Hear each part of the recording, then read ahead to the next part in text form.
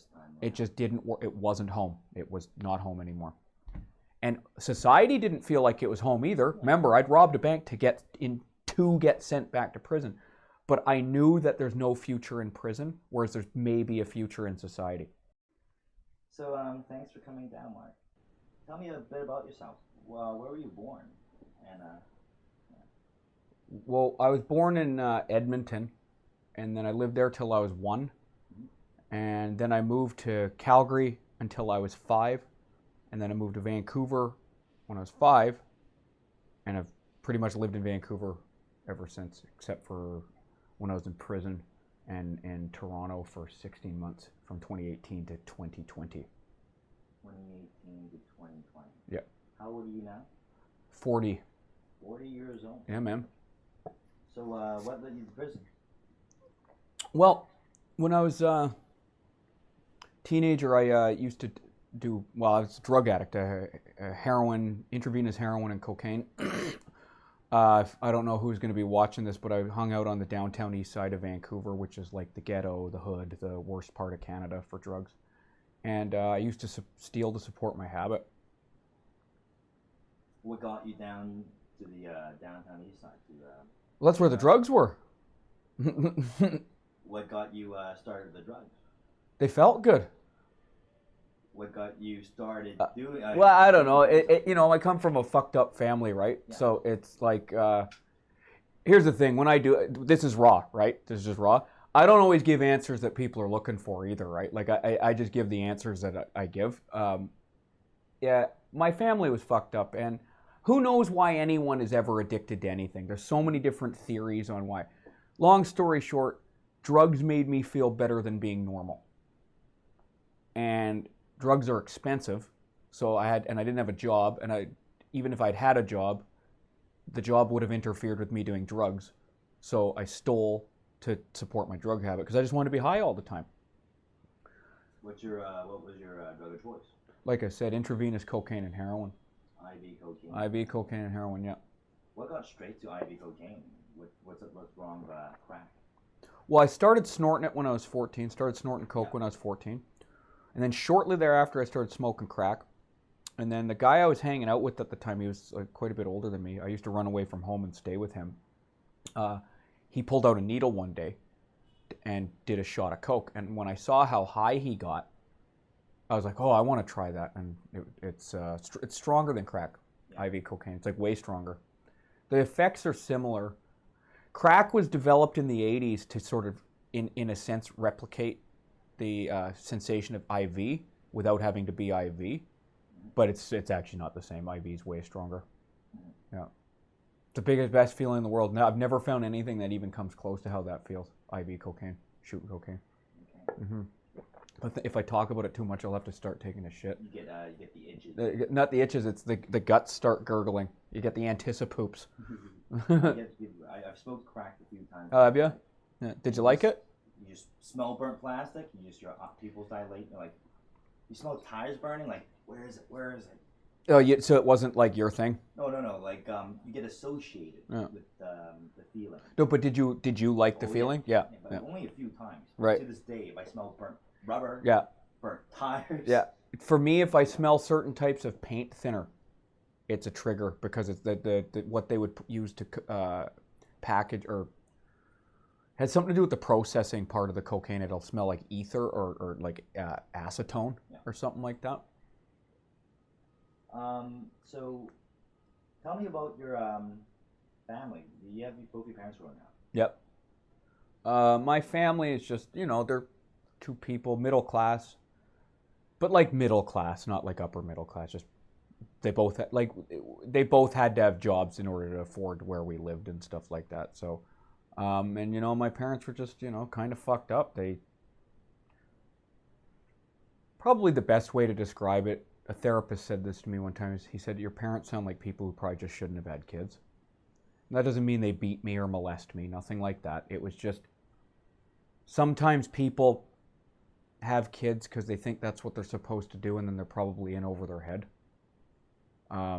They just didn't know how to handle a kid, and they, anger and emotions got carried away sometimes, and just So unfortunately, what ended up happening is because they didn't really know how to. I'm not blaming them. It's just the way it is. I just never really felt like I belonged to my family. I just lived with them, and so I was always looking for something to belong to or to feel better, to feel some kind of connection. Because that's what drugs can often do. Is they can make you. It simulates or it's a artificial feeling of connection, right? Even if it's just with yourself or the universe, whatever you want to call it. And so when I was a kid, I started to act out in school to get attention. Attention was something that made me feel connected, but even that was kind of not enough. And then, and that's how I eventually found drugs. Is you just try it one day and you go, oh, that feels like I feel better now. And you were 14 when you started. Started 13 when I started like smoking weed and drinking. Yeah. And then 14 with the hard drugs and 15 with the like injection drug use. Okay. Yeah. What do your parents do? Well, they're just like they own. I because of my comedy, I don't want to talk about my family too much. It's not that I'm scared. Like I don't want them to. I don't want faggot SJWs to like track my family down. Yeah, yeah. I don't want them to track my family down. So they work. No. My mom is retired now. My dad still owns. He owns a business of some kind, and yeah. And he should retire though. He's getting too old, and it's starting to stress him out too much. Are you an only child? I'm the oldest of three. I have two sisters. 3. Mm-hmm. So 3 kids all together. Mm-hmm. How old are your sisters? 38 and 30. And what's your I'm not really close. Oh, so the middle one's 2 years younger than me, yeah. And then the youngest one's 11 years younger than me. Yeah. But I'm not really close with them. I'm not really close with my family. I talk to them and stuff, but not just casually. Yeah. Like you and I talk more than I talk to my family, to put it in perspective. And for those watching, I don't even talk to him that much. Yeah. And it's not even because I hate them or anything like it. It's nothing like it's just you grow up a certain way, and then some stuff is set in the way the way a family will often develop or a way a child will relate to their parents is sort of set in stone, and they say in the first 5 to 7 years, and that's sort of just the dynamic that keeps on going forever. Yeah. So I relate to my family like they're coworkers more than family. Okay. Yeah. No animosity, just it's sort of like at 4 o'clock I don't want to talk about work anymore, kind of thing. So when I don't see them, it's just like no. I had to develop my own life, being in prison, being on the streets, then getting out of prison, and having to build my life back up. I just became very independent, and in some ways, but just kind of a loner.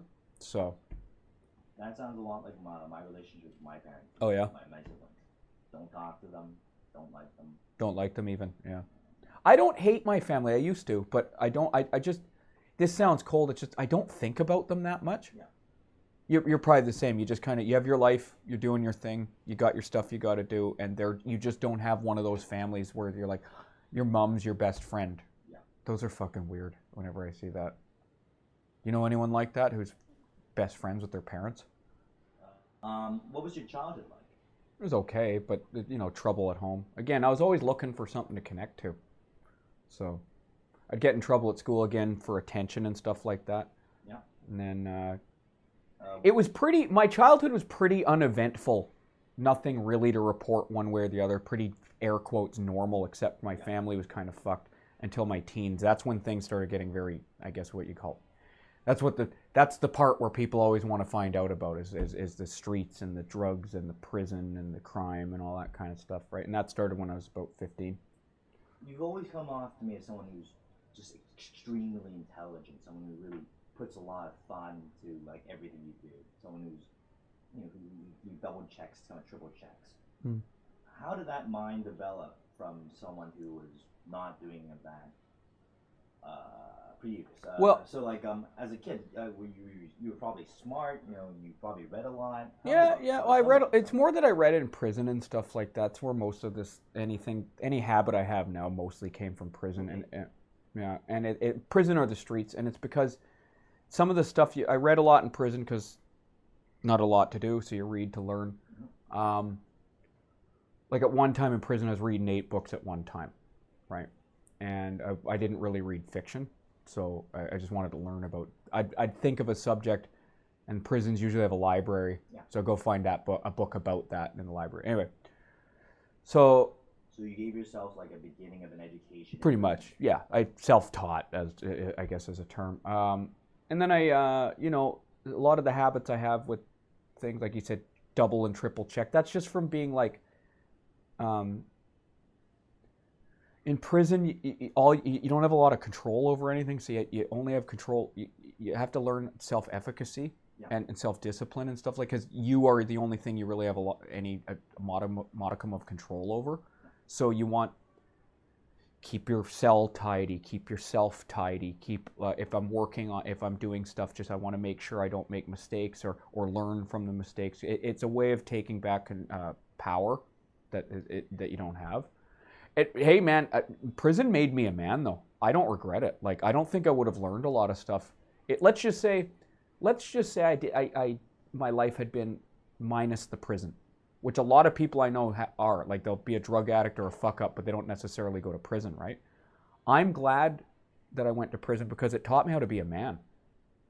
Like, it taught me to stand up for myself. It taught me to, like, one of my problems growing up, to go back to a question you asked, I got bullied a lot and I didn't stick up for myself.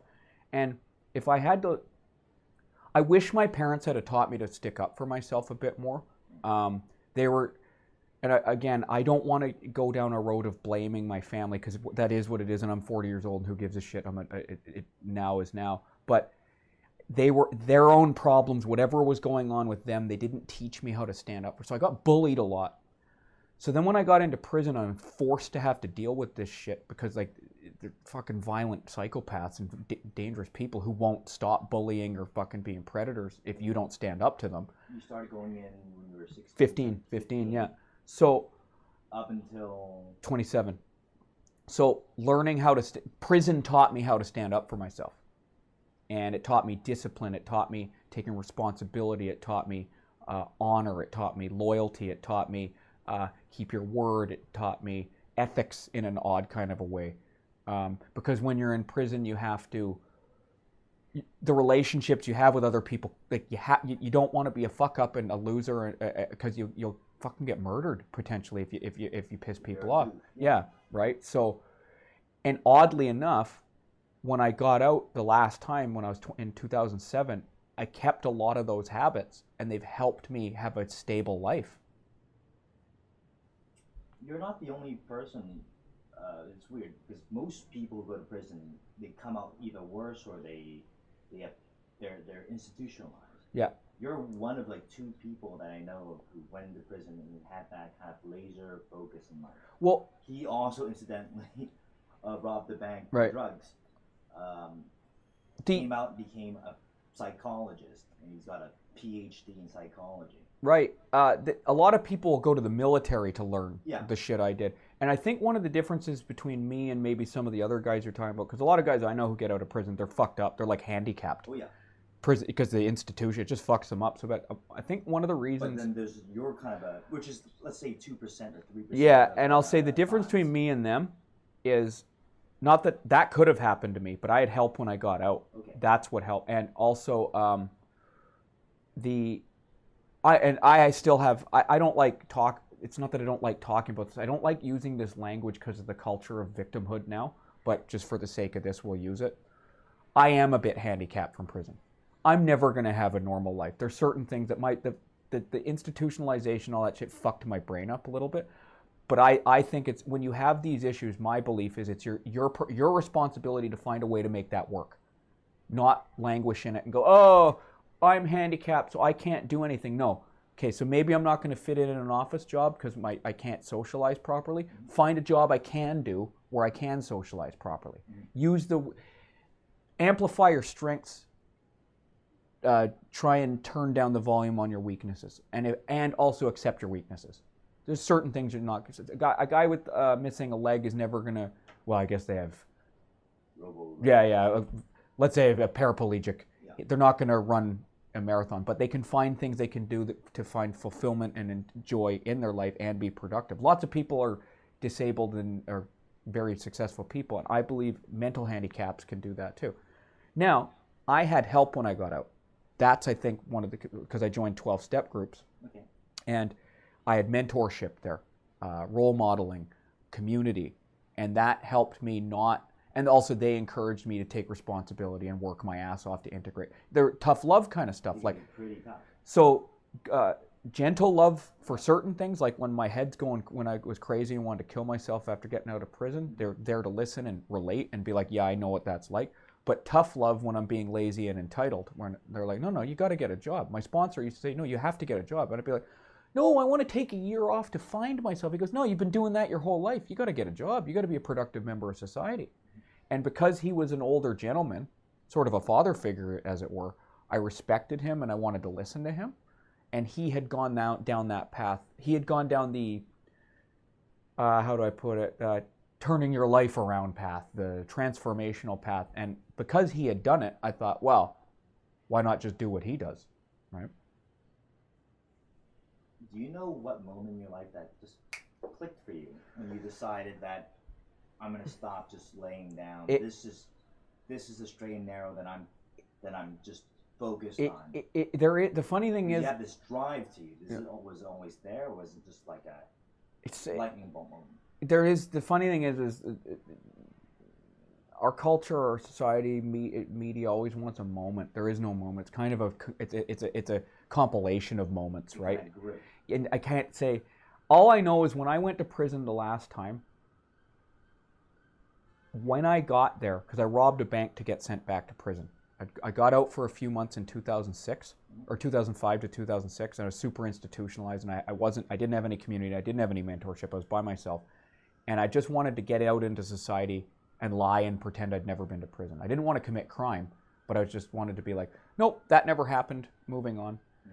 And I felt alone and isolated and disconnected from everyone. Anyway, so I started using drugs again, and I robbed a bank because I wanted to get sent back to prison. I wanted to go home. So you were in when you were 16? Okay. 16, in and out. In and out. So like a little bit of juvie, in and out. A little bit of juvie. 6 months here, a year there. Exactly. And then 18, I got... You got desperate. You wanted... Well, at 18, I went to adult jail for a little bit. Then 20, I got 8 years in prison for a home invasion robbery. And then I did 5 years of that, 5.5. Then I got out for like 7 months from 2005 to 2006, and that's when I robbed the bank.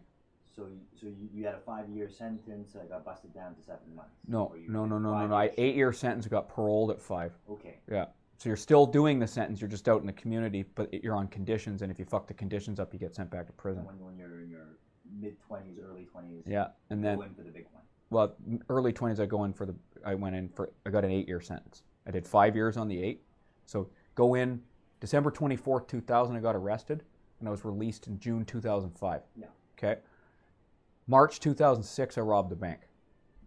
Now, tell me, what is it like living like on a street, living kind of as a junkie or as a... Well, it's just kind of a life. That's the funny thing is people always, they're like, what's that like? I'm like, I don't know. Just the life I led. It's not. It's your day to day. You don't really think it's that you don't have a reference point because it's just what you're doing, and it's got its difficulties. It's got its advantages. One of the things I liked about living like that is I felt free. Biggest challenge I've had since I got out of prison is trying to learn all these stupid social rules that don't make any sense, especially in Canada, especially in Vancouver. A lot of it's just arbitrary, stupid shit that isn't even functional. But to get back, just to expand on a question you asked. So when I went back to prison after robbing that bank, so in 2006, I got back to prison because I remember I robbed the bank to go home, what I thought was home, the only safe place I'd known since I was 15. Yeah. For some reason, when I got back that time, I didn't like being there. First time in my life, I was like, uh-oh, I don't like being in prison anymore. What was different? I don't know. Just that time it was different. I think if I had to guess, it's because I tried to go straight. But before I robbed the bank, I didn't want to commit crime anymore. But I just felt like I didn't belong in society. What were you trying to do? What kind of jobs did you find? Just whatever, and that was the problem. I wasn't able to really find jobs, and I wasn't skilled at anything. Yeah. And then, so when I got back to prison, I think because I'd just changed my values just a little bit, where I didn't want to be a criminal anymore, it just felt like I didn't belong in society, or I didn't belong in prison anymore. So you asked about what was the moment if I had to reduce it down to one moment, that's the closest I can get to that answer, is when I got back to prison after intentionally getting sent back there. I got a rude awakening because I didn't like it there. So then from there, I ended up quitting drugs again. I ended up getting released on parole. I got released on parole to a rehab. And then I just, each decision and action and after that was just basically whatever I have to do to change so I don't have to be in prison where I don't feel like I belong anymore. You felt really alien this time. It just didn't work. It wasn't home. It was not home anymore. And society didn't feel like it was home either. Remember, I'd robbed a bank to get sent back to prison. But I knew that there's no future in prison, whereas there's maybe a future in society. That's kind of awful because, like, you felt like an alien in society, Mm-hmm. and you go back to your own planet, and it's like Something had changed, but it wasn't. something weird, something. It was something here had changed, right? You're seeing through different lenses, and Just slightly too. It wasn't much. It was just, dude, and I just all of a sudden I'm like, nope, I don't like this. And nothing happened. There was nothing tragic. There was nothing traumatic. It was no different than any other time I'd been to prison. and like in your head, you're like, I gotta get the fuck out of here. Yeah. And then I just went, all right, well, I guess I gotta. Again, eventually, step by step, I knew that getting out of prison is easy. Staying out is hard. Mm-hmm. Getting out, they let you out no matter what. It's what do you do once you get out? And then the hardest part about doing time in prison is once you get out, adjusting into society and changing your life so you don't go back there. Before we talk about that stage, what's it like getting off heroin, and what do you have to say about that to people who have similar struggles? It's all sort of connected, so it's hard, but I don't know. It's not easy getting clean. But again, I just reached a point where I'd rather the difficulty of getting clean than the disillusionment with active addiction and criminality. Mm-hmm. How big of a struggle was that? The physically not taking drugs anymore wasn't really the hardest part. It's changing your head and life so you don't want to use drugs. That's the hard part. That's a lifetime thing. That's why people have to pretty much stay in recovery for the rest of their lives. Changing your mind. It's changing your values, changing your beliefs, taking personal responsibility, learning how to govern emotions, learning how to manage things, learning social skills, learning to be productive, learning how to deal with unhappiness, learning how to deal with boredom, learning how to deal with loneliness, learning how to deal with rejection, learning how to deal with anger, and then also finding meaning in life in whatever way that is. So like if it's painting, if it's maybe you find a job, maybe it's university, whatever your thing is, right? And then if you do all those things, and there's a lot, you eventually have a life where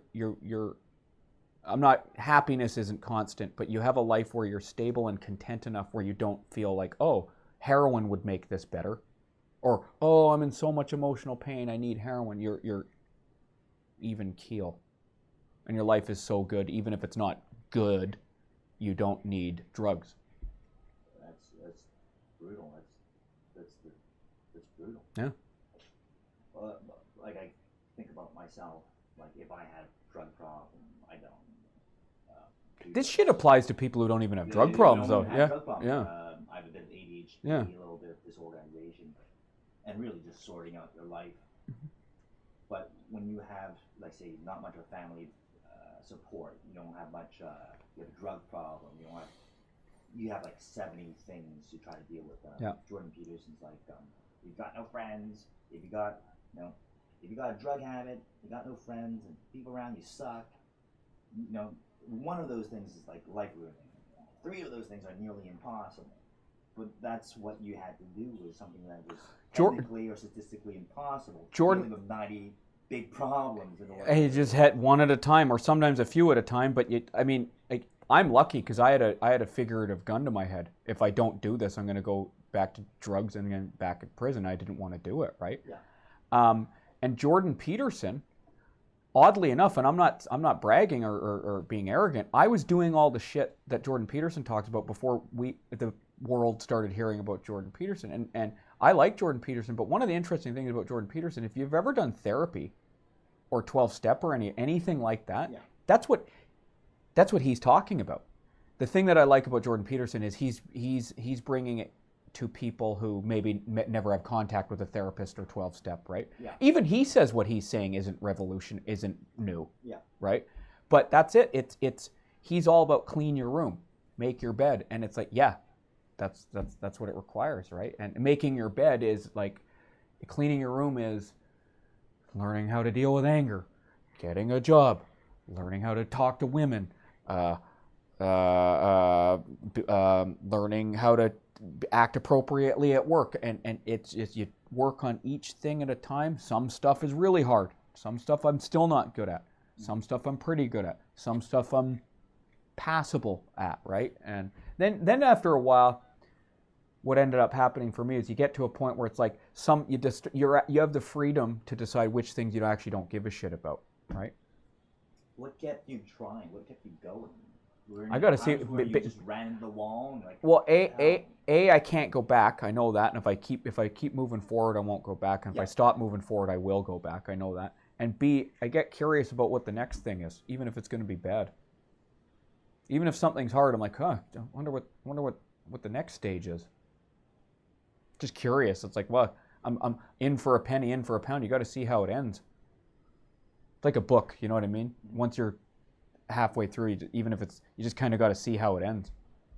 If you have any advice for people to, like, where do they find that strength? Where they find that will to persist or to ask those questions in order to? I don't know. I just don't.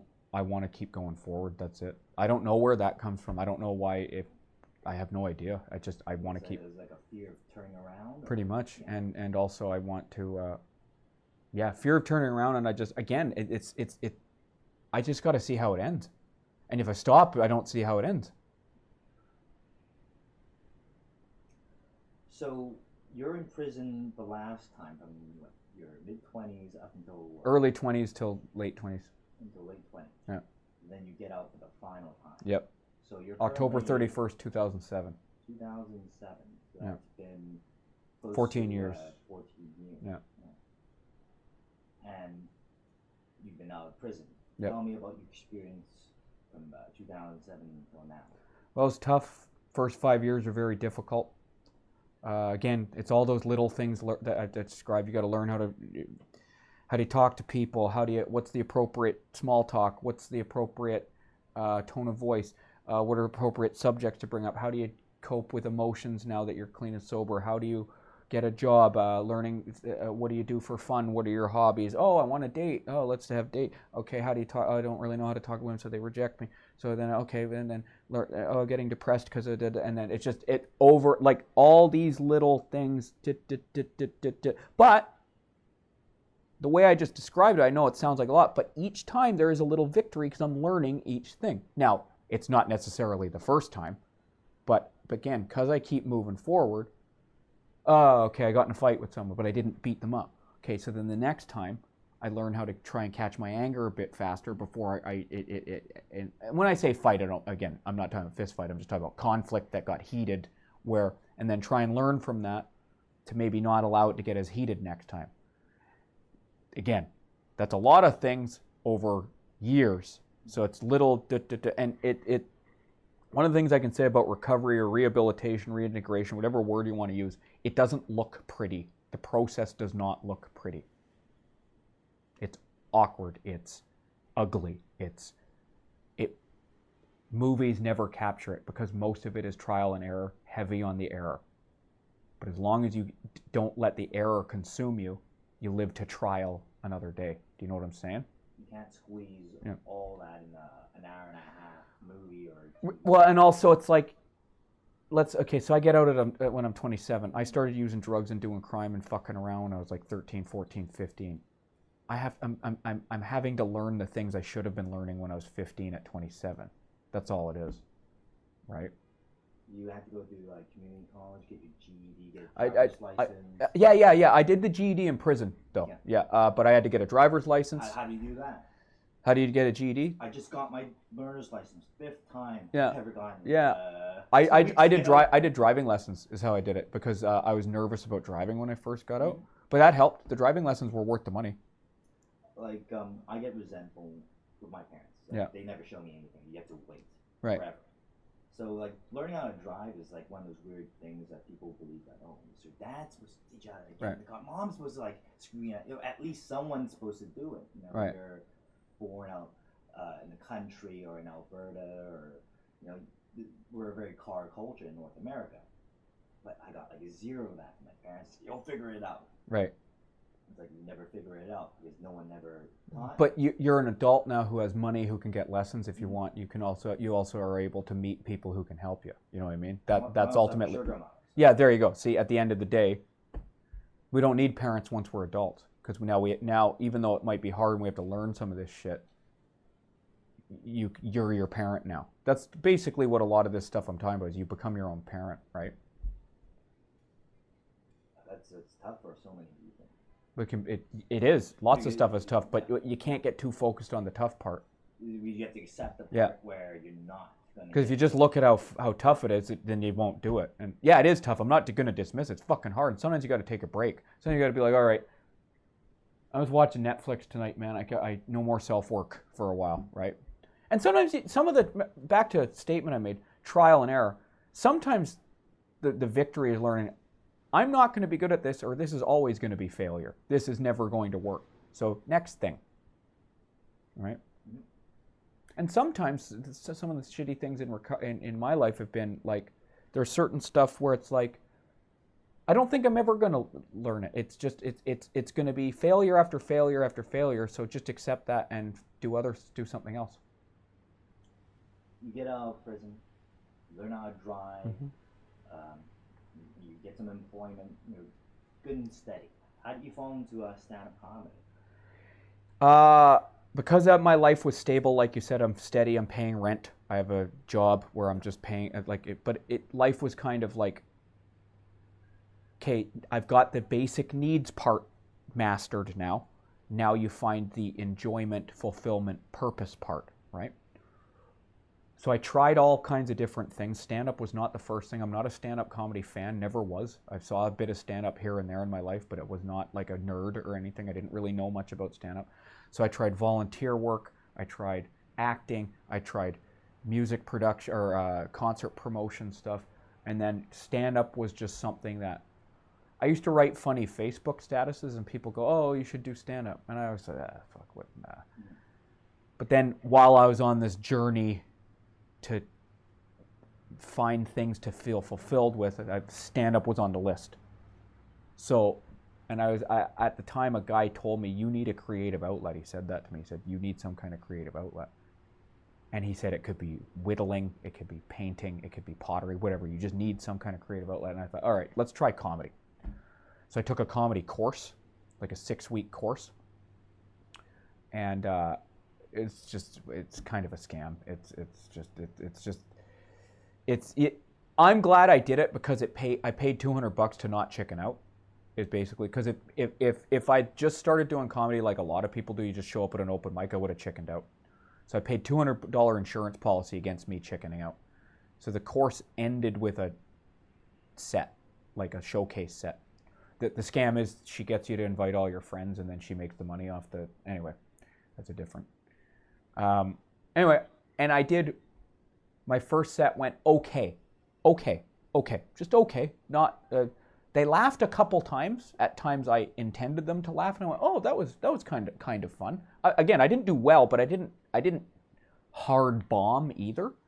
So I thought, okay, I'll do that again, and I'll do it again, and I'll do it again, and then I just started doing sets. And then after about 6 months, give or take, I noticed an improvement. And I started getting better at it within 6 months. And it was the first thing I'd ever done in my entire life that I'd put time and effort into, that I enjoyed doing, that I noticed improvement. And I went, this is fun. Okay, I'll keep doing it. And then almost 8 years later, here I am. So it was like the first thing you ever felt like your muscles growing. That's it. Yeah. It's like going to the gym and you saw a gain. After your 6 months of going to the gym tirelessly, you saw a gain. Yeah. I'd never had anything like that. A lot of stuff I'd ever tried in my life, I'd work hard at it and I wouldn't see any improvement at all. Nothing. Tried learning the guitar in prison. I just fucking couldn't get it. And but stand up for what? And again, the interesting thing for me, I always think this is so many people got into stand up because they loved comedy. It was just a fucking thing to try. I wasn't even intending to do anything with it. I was actually fully prepared to do stand up that one time, and then just never do it again. Right? So. And you just took to it like a duck and water. I wouldn't say quite that fast. It was kind of, first set was okay. All right, let's do another set. And then next thing you know, 6 months later, give or take, I'm still doing it. I still enjoy doing it. I don't mind the hard work it takes. I don't mind the sacrifice. Okay, cool. And now I can't imagine not doing it. Even though I fucking hate it sometimes, I can't imagine not doing it. Was there any point where you were doing your comedy, you realized, well, this is how I'm doing it now. Yep. And this is how I can do it, and this is how everyone else is doing it. And because this is how I can do it, compared to how everyone else is doing it right now, I know I can blow them out of the water. Do you have that? No, I don't really look at it like that. I just do. Not competitive. No. I just look at it like I've got what I do. I do the comedy that I want to do. Yeah. And I don't really care what they're doing. I don't really like other comedians that much. I don't really care what they're because I don't want to hear their comedy really, like because I want to do my comedy and I don't want to be accidentally be influenced or anything like that. Also, most comedians aren't very good. It's just the way it is. They just aren't. It's just most people in anything aren't very good, right? So most comedians aren't going to keep doing it. The attrition rate's extremely high, right? 1 to 3 years. Yeah. Then they stop. So anyway, I just focus on what I do. Mm-hmm. The only thing that ties into what you're talking about is I refused to be influenced because they try and influence you to start doing it a different way and lecture you and try and moralize. And I just went, no, I'm doing it my way. This is the way I'm doing it. And this is the way I do it. And this is the way I like doing it. The audience clearly likes me doing it that way. And so I'm just going to keep doing it that way. So, and that's just the Mark Hughes way. I'm not trying for a certain style. This is just, if I was painting, these are the paintings that come out of my head. Comedy is you're only as good as your last set. So I could go up and bomb, but then the next night I can kill. Yeah. And a guy who normally doesn't do as well as me could blow me out of the water one night. I just focus the set that I'm having that night is all I'm really concerned about, and then trying to improve upon that every time. That's it. I approach it like a craft, really. It's just a craft to me. Where did that mindset come out from? I don't know. It just evolved yeah, while you were doing it? Yeah. I've always treated it like, a lot of comics treat comedy like a lot of people, in my experience, I've observed how a lot of people treat recovery. Like it's a community they never had before. And I already had that. So comedy was more like a job. But it's not a job. It's a job is the closest thing. Like, I'm here to perform a task, but I'm not here to make friends. I don't care what you're doing. My task, if we were on an assembly line, I have this part to make, and what you do is irrelevant because this is all and I want to do the best making of this part that I can. I don't give a shit what you do. Even if yours is better, this is my thing here. You take it like a pro. Yeah. Have you ever read or heard The War of Art? Yeah, I read it, yeah.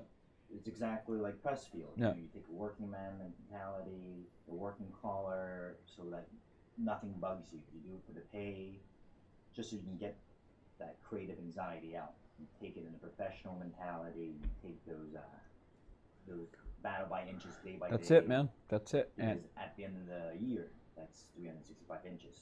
Other people may be able to jump a few yards. Yeah. But you inch more daily over something. Absolutely, yeah, you got it. Mentality. That's it, exactly. That's it, and that's about it's a craft to me, and it's. I'm also not trying to get famous. I don't give a shit. I mean, there were times when I was doing it, and when I was new, I was like, oh, maybe one day. But then I realized, no, that's not how this really works anyway. I just want to. I want to make the people laugh who want to laugh at what I have to make them laugh. I'm not trying to be Mr. Popular. I know there's a basically you create the comedy just like anything. If you're music, film, comedy, I just do the comedy that I would want to hear. You know what I'm saying? So, and I know if there's one me, what is there, 7 billion people now or something? There's probably a few other me's. You know what I'm saying? So somebody who won Best Comedian of Vancouver 2020. Yeah. You're kind of modest, aren't you? Well, yeah, I guess. Yeah. I mean, I am the best in Vancouver. As voted by the people, we should know. It wasn't some faggy industry thing because they're fucking losers. But so tell us what happened with is it Georgia Strait? Yeah. Yeah. So Georgia Strait is a local paper in Vancouver, British Columbia, Canada that every year does a best of in the city. And it's voted on by the reader, so the audience. And I was nominated. I didn't know I was for Best Comedian. And normally in Vancouver, the funny thing, because it's commie, propaganda, pedophile stuff here, right? It's always the same people who win every year. Same people nominated, same people win every year. It just sometimes one will be the winner and another will be the bronze medal or the silver medalist, but it's always the same 5 people. So usually guys like me don't even get nominated because it's all fucking. It's all communist shit, right? So I got nominated, and I got an email from the Georgia Strait saying you won Best Comic of 2020. I said, what the fuck? And I'm like... Was you jealous? I said, are you serious? Because guys like me don't win in Vancouver. It's the same 5 people all the time, right? And you do have a following, but when it that's comes the to thing. The mainstream or the status quo, they hate people like that. But the thing is... I've worked very hard to develop a fan base. And once it comes time to the actual vote of the people, those same 5 don't have a fan base. They're popular with their little crowd of communist propagandists, right? Yeah. But the actual people, because people know me in Vancouver, they've seen what I do, like what I do, and they voted for me. See, once you're outside the industry, whatever you want to call it, and average people get to have a say, the industry's, you can see how far off the industry is, right? So anyway, I won. I was happy. It's a nice little thing. It didn't help me get booked or anything. It, in fact, made it harder to get booked in Vancouver, but that's okay. I'm moving to Toronto anyway, so who gives a fuck? Vancouver's hard to do comedy, and it's just not big enough. That's all it is. It's just not big enough. Nice place to visit, but to actually try and... It's a good place to start doing comedy is what I'd tell people.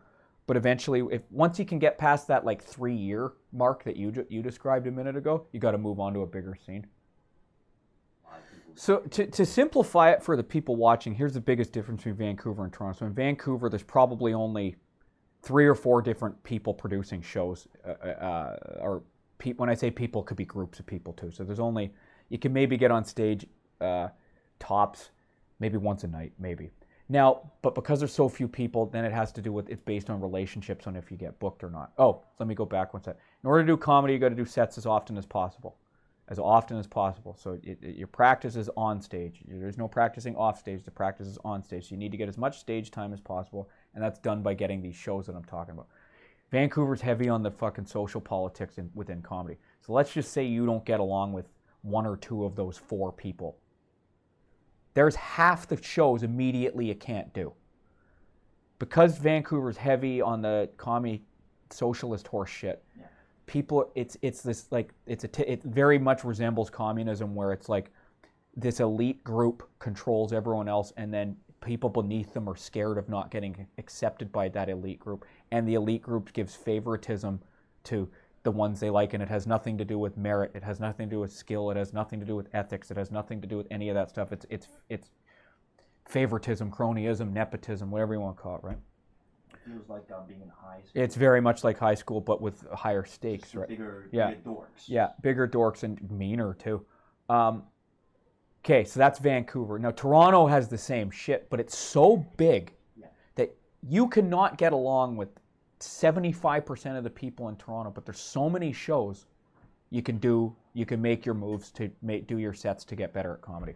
So, again, I'm not saying it's a utopia where there is no politics. It's just there's so many more people that you'll eventually find people you get along with anyway and who appreciate what you do. That's what's the biggest benefit. Other than the volume of sets you can do, that's one of the second best benefit of being in a larger city is there's just more people and the likelihood of meeting people you'll connect with is higher.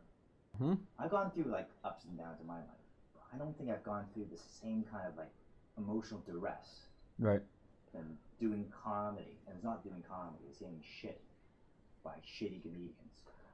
One thing I can definitely say. How did you deal with that? Well, it's hard. I got so upset. Probably shouldn't they feel guilty? No, they don't. They're scumbags. They're scumbags. Sociopaths. They're scumbags. Total fucking so sociopaths. Yeah. How do I deal with it? I try and avoid them as much as I can. I focus on doing the comedy. Also, I left Vancouver. That's ultimately what I had. It was too much here. It's just it's unnecessarily difficult to do comedy here if you don't go along with what they want you to do. So I built up a following here. The podcast helped with that. The podcast is ultimately just something to build, because if you're going to be independent, you're not going to work with the mainstream. You got to develop a fan base some way. How most people do that now is podcasting, right? So and your podcast is called Pulling the Trigger.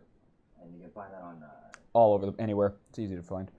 It's on all the outlets, YouTube, all of it. You're so modest sometimes. Yeah. You don't like. You can. No, it's okay. I'm easy to find. It's good. Yeah, they know the name. Yeah. So, but eventually it got to the point where this is unnecessarily difficult. Like comedy, let's just say you remove all the faggotry, all this social stuff. It's hard no matter what. It's hard. You're going up on stage 2 or 3 times a night, depending on the city you're in, maybe bombing sometimes, working on jokes, night after night after night with no clear future in it. Driving all over the place, lonely in some ways. You don't have a normal life. I'm not even complaining. I'm just saying this is reality. Yeah. It's already fucking hard. So, okay, but that's fine. I'm okay with that. That's the game. That's the craft. That's it. Yeah. This gay shit on top of it is unnecessarily difficult. That's too much. Because then you feel like you're in a fight for your life all the time, and you don't need that. The only fight you should ever feel in comedy is you against the audience when you're doing your comedy.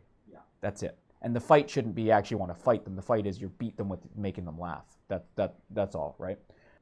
All I got to say about this subject now is all of us who don't want to participate or be afraid of that, participate, anything, we got to build our own shit. Fuck them.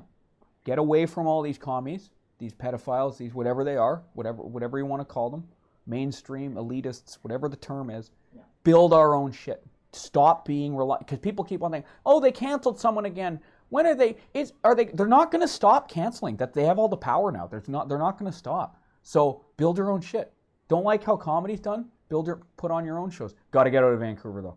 The problem with Vancouver is you can't put on shows in a city like this if you're not going along with the mainstream, because the commie types they'll blacklist you and they'll disincentivize people from doing your show. So you got to go to bigger scenes or sometimes to follow your path, your dream, your passion, whatever you want to call it, requires sacrifice, and sacrifice sometimes might mean you have to leave. The way you do things is all like kind of the 3 Little Pigs, you get your house blown down, get your house burnt down, and eventually you start building that kind of brick house. Yeah. What do you have to say to the little piglets building houses? And they just keep on start with the building the house. Don't wait for the house to get blown down. Start with the building the house. Something that's concrete over something that's... The mainstream, anything, we'll just talk about entertainment, it's done.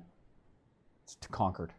Mainstream, it's conquered. Done. Yeah, it's propaganda. It's all propaganda now. So they just don't have anything to do with it. If there's any rich conservatives watching this, invest in film, art, anything like that. If there's any not rich conservatives or people, even if you're not conservative, if you just don't want to go along with this shit anymore, build your own shit. You're a comic and you're tired of all these fags, find venues that will stand up to cancel culture. Find venues that are open to free speech, free expression, whatever you want to call it. Fucking let's do it in living rooms. Let's do it in garages. This is how it gets built. Also get the idea of fame out of your mind. That's not going to happen. Not in this generation. It's going to take a few generations to build an alternative infrastructure to get famous. So also fame doesn't happen to most people who do this shit anyway, right? It's not a good pursuit. Because most 99% of people will be disappointed with it. Or you'll be chasing fame, constant I'm going to put this thing out. How many views did I get? I only got 50 views. And then you always, and you're not thinking about the create. You're not thinking about the purpose, the craft, the thing you're trying to create. So, If you had to pick between one and the other, the podcast or stand-up comedy, and one could get really, really, big, which one would you pick? And which one has like? I'd prefer the podcast get big. I don't want to be that. I mean, I don't know. Fuck, I don't want either of them to get that big. I want them to be a sort of manageable amount. I don't want to be famous. I just want enough of a fan base where I can do this to people who want to see it, and I can make people happy, and it pays for itself. That's what ultimately, I'm not even trying to pay my rent with it. It just, if I go do a show, it didn't cost me money in airfare and stuff like that to go do the show. Do you know what I'm saying? I don't think that's unreasonable either.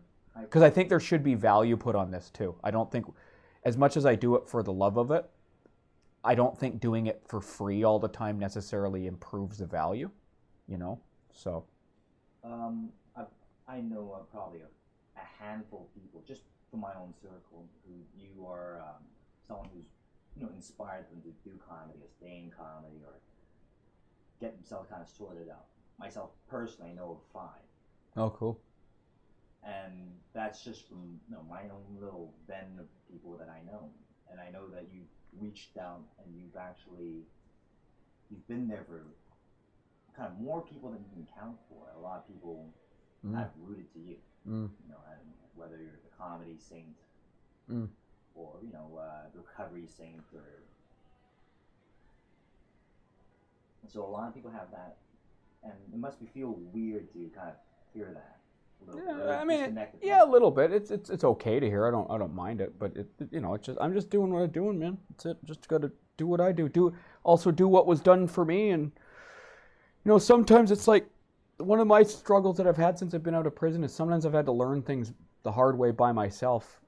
I mean, I always had support, but sometimes my support my recovery friends, they don't know anything about comedy, so I had to learn this shit like the hard way, trial and error. I had to be the like in Vietnam, I was the scout who had to go down the trail first.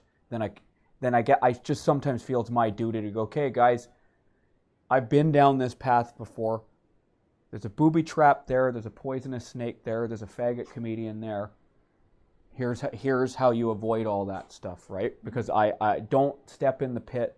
Don't let the faggot comedian jump you and rape you. Fucking, they will. They will. Absolutely They will. So, but I feel I want to help people who are having similar struggles as me to navigate as best they can. I hope you're looking forward to, or you're seeing in the future. I just hope to be able to keep doing this in a meaningful way, and I hope more people, not even just as far as Mark Hughes or anything I do goes, I hope more people start becoming interested in things that are not part of the mainstream or the standard popular narrative. Normal people, as it were, start maybe being a bit more invested in things that they start being invested in things that are actually in their best interests, not what the media and all the institutions tell them they are. What are the main lessons you've learned in life that you want to kind of share or remember for yourself? If you want to make this into a kind of a testament to you. Oh, I don't know. Just you got to find a way to build your own shit. Song of Myself by Walt Whitman. I celebrate myself and sing myself, and what I assume, you shall assume, for every atom belonging to me as good belongs to you. I loaf and invite my soul. I lean and loaf at my ease, observing a spear of summer grass. My tongue, every atom, my blood, formed from this soil, this air, born from parents the same, and their parents the same. I, now 37 years old in perfect health, begin, hoping to cease not till death. Creeds and schools in abeyance, retiring aback a while, but never forgotten. I harbor for good or bad. I permit to speak at every hazard. Nature without check with original energy.